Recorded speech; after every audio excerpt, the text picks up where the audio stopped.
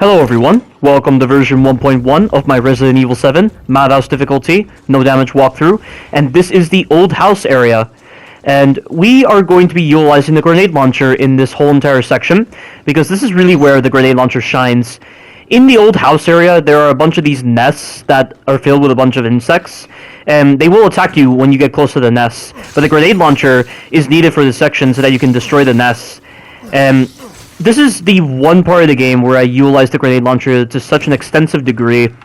The only other part of the game where I use the grenade launcher is the final encounter with the two fat molded in the mine encounter, because the neural rounds are very helpful at stunning them and preventing them from doing the running attack. And I think this is as good a time as any to go on a tangent regarding the weapons on this game. Or rather, two tangents, because the first tangent I'm going to talk about has to do with the appearance of the weapons. Like, remember those days in the older Resident Evil games where you had just random military-grade weaponry just sitting inside of an area, and you didn't think anything of it at the time, you just took it with you? Well, after playing this game, I've really given that a lot of thought, and I have to say, I really love the way they've utilized the weapons on this game, and I love the aesthetic to the weapons. How they aren't just random military-grade weaponry, they feel befitting of that of someone who's actually trying to use the weapons for self-defense. And in the case of the grenade launcher and the flamethrower on this game, they're homemade weaponry designed by Lucas.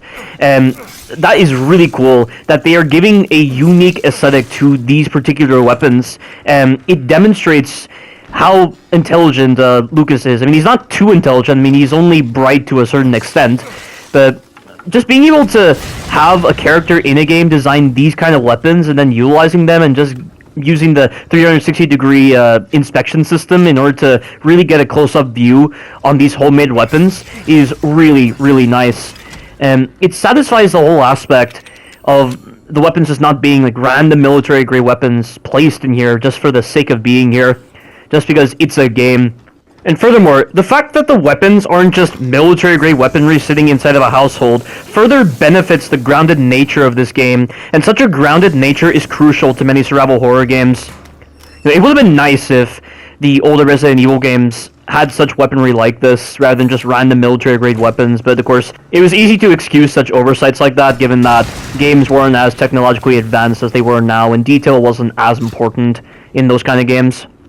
But I've reached the point in the old house where the game is going to make me go down one of two paths. And the path that I always take to ensure the no damage requirement is the path directly ahead of me, because if you take the path on the right, some of the placements of the nests can be very annoying to deal with, and I also feel like Marguerite is more of an issue, whereas with the straight path, it's a lot easier to handle. And it's always important that you have multiple grenade launcher rounds crafted for the sequence, because there are some nests that can be tricky to deal with. Like, for instance, when you take the path that's straight ahead, if you go through the door that leads down the right path, there's a nest that spawns in the ceiling, and if you don't destroy the nest, not only will the insects be very annoying to deal with, but Marguerite has a tendency of getting stuck on that nest, and it affects her pathing, and you don't want that. The grenade launcher will also be helpful for dealing with Marguerite when she traps you down that hole. And one grenade launcher round drains off a lot of life from Marguerite, and then you can just finish her off with 5 enhanced handgun ammo bullets. And I've now interacted with the door, so the nests have spawned, and also Marguerite is roaming the house. Only, don't assume for a moment that Marguerite is bullcrap. The stealth inside the old house is really well designed, and I know that because I interacted with this door, Marguerite is going to be down that hallway where you can pick up that map, and when I'm in this room right here, I'm going to wait for Marguerite to path back into the room where I picked up those chem fluids, and then I'm going to close the door behind her. And this will give me an opportunity to utilize the stone statuette in that shadow puzzle. And when you go through that squeeze space, it despawns Marguerite, and when you get back to a certain part of the old house, Marguerite will respawn again, and because she respawns, the game is going to force her down the same path, so I can use that to my advantage. So there's really no RNG involved with Marguerite. There is no sort of moment where she will just randomly go in a different direction. I mean, if you're engaging in combat, however, it's a different story, because you might have noticed that I took the shotgun originally for the old house area, but then I just put it back into the item box. Well, I brought the shotgun with me because there is one molded that can spawn when you use the grenade launcher for the first time to destroy that nest, and to also clear out the spiders that are guarding the two flamethrower fuel. And it turns out you don't really need the shotgun to deal with that enemy. The enhanced handgun ammo will help out a lot. So bringing the shotgun into the old house is a waste of time. But if you are engaging in combat with that enemy while Marguerite is around, it seems to influence her pathing. So you need to make sure you kill that enemy before you actually script Marguerite to start spawning into the house. So that's the only thing you need to be aware of. And also, if you're wanting to pinpoint where Marguerite is, if you're, I don't know, just randomly roaming the house, there are mods that appear around her, and it's very similar to The Evil Within, where the traps on that game have blood particles around them to indicate that they're there, and it's a very useful tool to allow you to pinpoint the locations of the traps, even though the traps are always in the same positions. But it's a nice little detail on Capcom's part, and I do appreciate it. But I'm going to resume my previous tangent on the weapons on this game, and the second tangent I would like to bring up about the weapons on this game is the fact that they actually serve a purpose. And one of the main factors that contributes to this is the fact that the game is not designed for knife only. And focusing specifically on the ammo management part, a lot of people would say that the older Resident Evil games were more focused on ammo management, and that ammunition was a lot more critical in those games, but that's all paid advertising, that's all just lies. In actuality, this only applied to Resident Evil 0 and Code Veronica. Every other Resident Evil game before Resident Evil 4 could be done with just a knife, and if you were using the guns on those games, you might as well just be playing New Game Plus and not actually playing the game. So you're automatically favoring a route befitting of a first-time player or a noob. That's not even mentioning that the overall flow of the gameplay in those games can be severely impacted when you're going out of your way to get the guns. When you take all this into account, where is the ammo management involved in this? None of the ammunition is even remotely critical at that point. And the main factor that contributed to that is the fact that the developers designed their games for knife only. And it is true, the developers did go out of their way to design their games for knife only. Some of the developers even acknowledged this. Hideki Kamiya told Kirsten Genestier that Resident Evil 2 was designed for knife only, even though I think he's lying, because then that means he is aware of how certain bosses only do one attack, and that G5 Birkin can only be done knife only if you glitch through his tentacles. That's the one part that I really don't understand about what he was explaining when he was discussing knife only in Resident Evil 2, but Resident Evil 2 is possible to do knife only for a vast majority of the game, just legitimately. And then through some illegitimate means, you're able to get those games done knife only.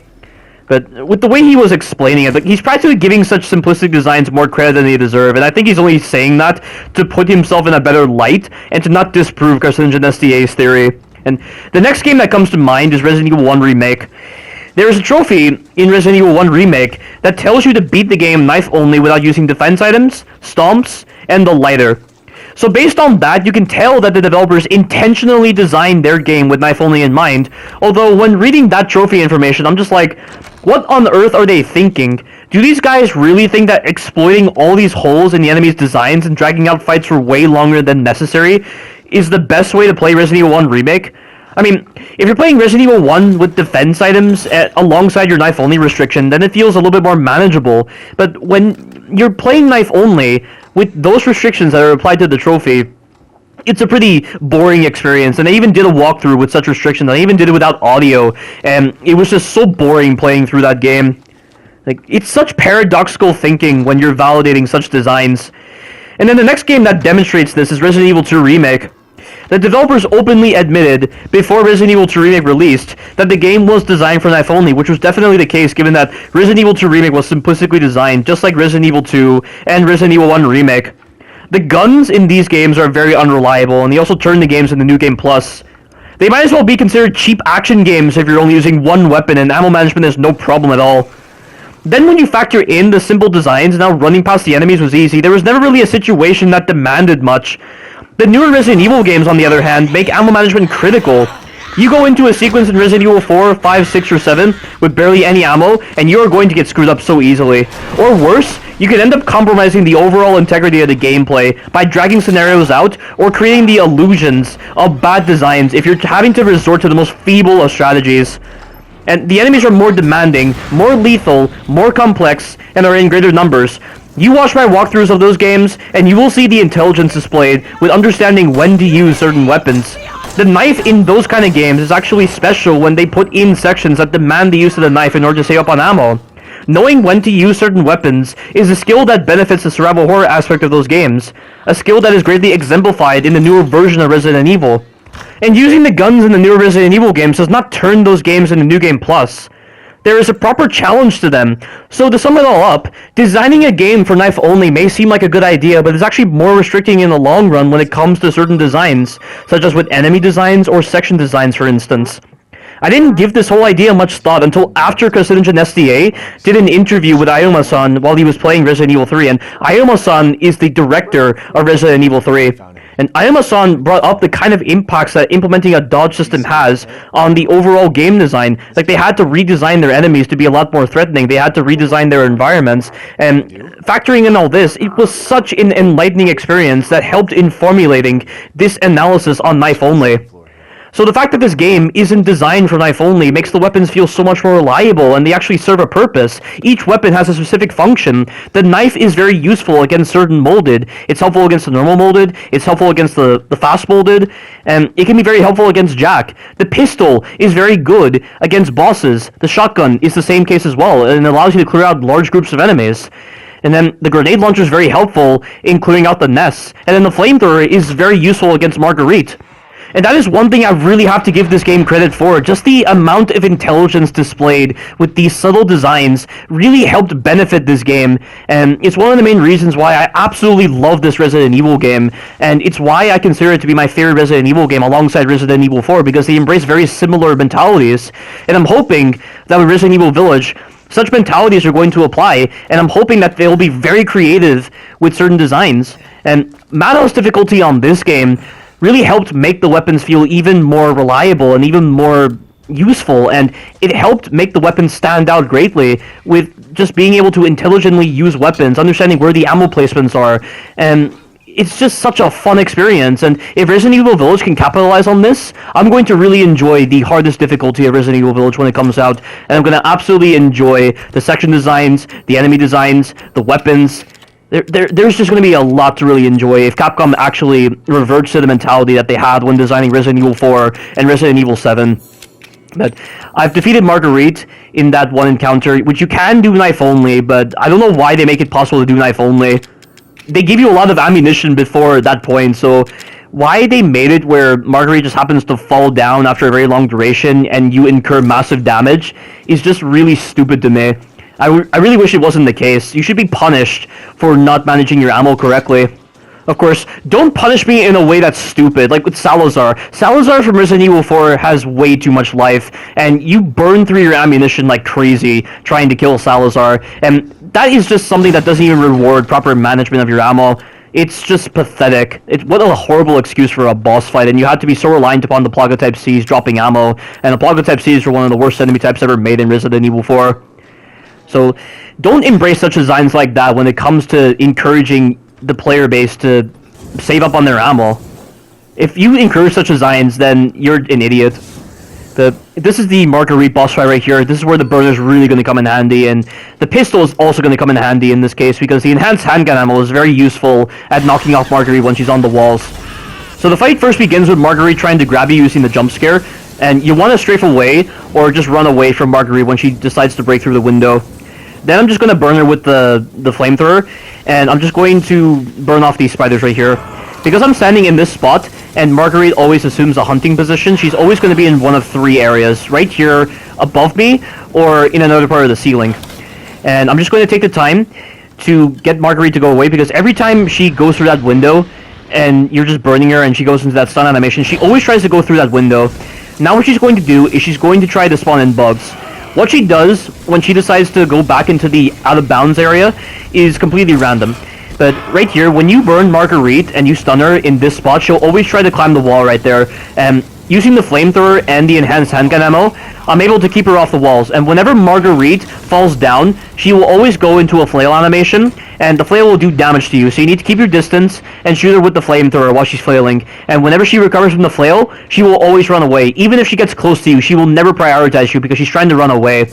And she's resumed her hiding position, so I'm going to force her out. And the moment she gets stunned in this spot right here, I need to run away because she always jumps onto the ceiling. She is always going to try to do a jump attack. And the good news is when she's in the recovery period of this jump attack, she's in a very lengthy recovery animation, so I'm able to deal some additional damage to her, and because I stunned her twice, it will force her to run away. Every time you stun Marguerite twice after forcing her out of a hiding spot, or after you force her to stop trying to spawn a nest, she will always run away, and she will never prioritize you. And this room here is very dangerous because there are a lot of different spots for Marguerite to jump, and you'll want to stand in this spot right here to ensure you have plenty of time to run away before she decides to do her jump attack. Only for some reason, when she jumps onto the ceiling, she doesn't do the jump attack. She instead just decides to crawl around. And she's finished her crawling status, so she's just going to run away. And every time she decides to go back into the out of bounds area, you need to stand right in front of this cabinet and then pinpoint her position using the audio. If you have good headphones, you can easily triangulate where she is. I don't know if it works the same way if you're not using headphones. But she's down below me again because I've used the audio to my advantage to pinpoint her position. And I'm just going to repeat the same process because she's in this position right here. She is going to always climb on the wall. Oh, by the way, after the first stun, do not get near her because she always tries to attack you after the first stun. So be very careful of that. Every time she goes into the second stun, as I've already mentioned, she will never attack you. So I'm still going to burn her. She's going to run away because I stunned her twice. And I just need to pinpoint her position. If she decides to hide, that's good news, because I have plenty of time to track her down, and she decides to spawn right here, and we are now on the second phase when the music decides to change. Marguerite can also go into the second phase form during the first phase, if you're not dealing enough damage to her. I mean, it's only temporary though. The moment you stun her, and she decides to run away, she will just resume the standing status for the first phase. But when the music starts playing, she will always be in this crawling state, and she moves very fast. But her attacks are pretty easy to dodge. The grab that she does where she jumps at you from a distance when she's in the crawling status, you have to just run around her in a clockwise direction. And the same can also be done with her other attacks.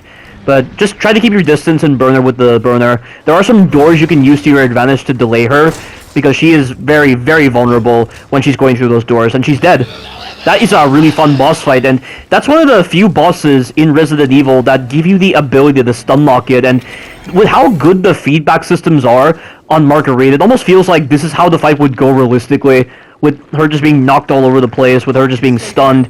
It's a really fun boss fight that properly personifies Resident Evil 7 mentalities, and you only need two weapons for this, the pistol and the burner. Both of these weapons serve their purpose in this fight, and this is the last time I'll be using the burner because the burner doesn't serve any other purpose, but at least it had a purpose compared to games like Resident Evil 2 Remake where the weapons served absolutely no purpose. And you don't even need any other weapons for this. Like, there are people that take the shotgun and the grenade launcher for this fight, but it's just so excessive. There's no need for those weapons unless you're trying to get the trophy where you shoot Marguerite out of the air when she does her jump attack. And doing that is very hard because you have to shoot her at a very specific point in her jump attack, and it's during a neutral state where she is maintaining constant velocity and she's not in any kind of startup period. That is the only reason you would want to take the shotgun or the grenade launcher. Any other reason, there's no other reason to take the shotgun or the grenade launcher. And even if you run out of ammo for your pistol or your burner, there are chem fluids scattered around the area, and you also have the ability to use separating agents to convert healing items into chem fluids, and that is another thing I would like to discuss. The healing items in the Resident Evil games serve absolutely no purpose if you're trying to do no damage in those games, but Resident Evil 7 offers a way for healing items to be useful during no damage runs. The ability to convert healing items into useful ingredients for your weapons is a really cool design, and I hope it makes its way into Resident Evil Village because it gives more purpose to the healing items and it gives them more of a reason to exist. And just being able to separate individual ammo into chem fluid and then being able to convert that chem fluid into something else, it's so cool. It gives you more choice. It gives you the ability to convert non-essential ammo or non-essential healing items into something that's actually essential. And that amount of choice is something that really benefits the survival horror aspect of this game. And it's a concept that promotes skill. If you're being very skillful in this game and you are not taking any damage, then you don't need healing items. You can use those healing items for another purpose entirely in order to benefit the skill aspect of this game as well. Resident Evil 7 introduces so many great designs and great mentalities that they just lost in Resident Evil 2 Remake and Resident Evil 3 Remake. And if Resident Evil Village is shaping up to be a very, very great sequel, then I think the time is now. The time for half-assed remakes is over. The time for a sequel is now. Resident Evil has gone so long without any kind of proper sequel to Resident Evil 7 that it needs something fresh, it needs something new, and Capcom is really promising that Resident Evil Village is going to be the next generation of survival horror. It'll be a proper sequel to Resident Evil 7, and it's going to iterate on everything that made Resident Evil 7 great. And it's even taking aspects from the other Resident Evil games as well, the aspects that were favored by so many people. And I'm just hoping that when they are taking aspects from the other games, they don't take in all the bad aspects. But I think based on the gameplay trailers and the way the game is being marketed so far, and with the interviews I've seen from the developers, I think Resident Evil Village is going to be a phenomenal Resident Evil game. And I think it's fitting that people call Resident Evil Village the spiritual successor to Resident Evil 4. Resident Evil 4 sparked a new generation of survival horror, and what better way to consider a game the next generation of survival horror than by calling it the spiritual successor of Resident Evil 4, and then evolving all of the mentalities and all of the designs present in this wonderful Resident Evil game called Resident Evil 7. I'm so hyped for Resident Evil Village, and if they do anything to mess up that game, I am going to absolutely chastise them. I am just going to not stop mentioning the wrongdoing that will be present if they decide to make mistakes in Resident Evil Village. And I'm sure you can tell, I have very high expectations for Resident Evil Village. It's the proper excuse for a next-gen title, and it's the proper excuse for a Resident Evil game, not this half-assed remake called Resident Evil 2 Remake. I don't think Resident Evil Village is going to be another Resident Evil 2 remake. I think it's going to be the next generation of Resident Evil games. And if it truly is the next generation of Resident Evil games, imagine all of the developers that will be taking influences from Resident Evil Village, just like a lot of developers took influence from Resident Evil 4. Oh boy, games are really going to escalate to new levels if they decide to use Resident Evil Village as a template, if it's good. But this is the end of the old house area. Stay tuned for the future parts. Thank you all for watching, and you take care now.